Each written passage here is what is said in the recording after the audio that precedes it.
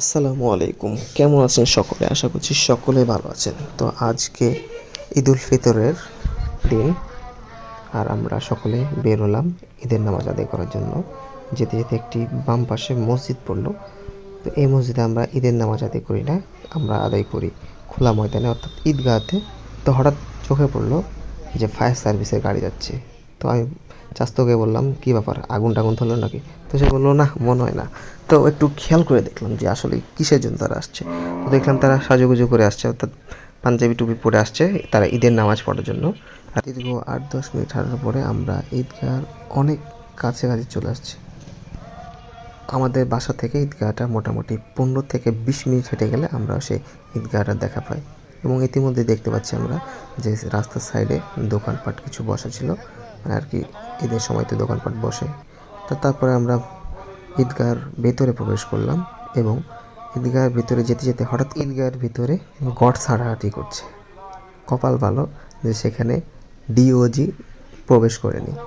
তো অনেক লোকজন আর কি, দেখে ভালো লাগলো। আর সকাল সকাল এই জন্য লোকজন কিছুটা কম ছিল আর কি। 7টার সময়, যেহেতু ঈদের নামাজ 7:30টায় করা হয়েছে আর আমরা 7টার সময় গেছি। তো অনেকক্ষণ ধরে বসেছিলাম এবং হুজুরের খুতবাগুলো শুনছিলাম। খুতবা শুনতে শুনতে অনেকক্ষণ যাওয়ার পরে হঠাৎ করে হুজুর বলল যে সকলে দাঁড়ান, এবং সকলেই আমরা দাঁড়িয়ে গেলাম।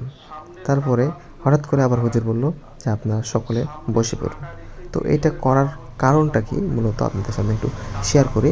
তো এটা হুজুর এই জন্য করলেন যে আমরা দাঁড়িয়ে যাওয়ার পরে যেন আমরা বুঝতে পারি বা দেখতে পারি যে সামনে কোনো ফাঁকা টাকা আছে নাকি। তো যদি ফাঁকা থাকে তো সেই জায়গাটা আবার যেন পূরণ করি, তারপরে যেন ওখানে বসি।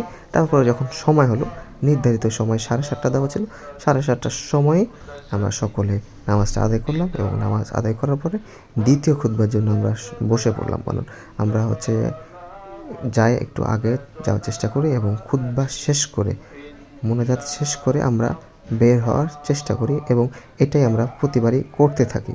তারপরে হুজুর ওয়াজ করতে আসে অনেকক্ষণ ধরে হজ টজ করলো।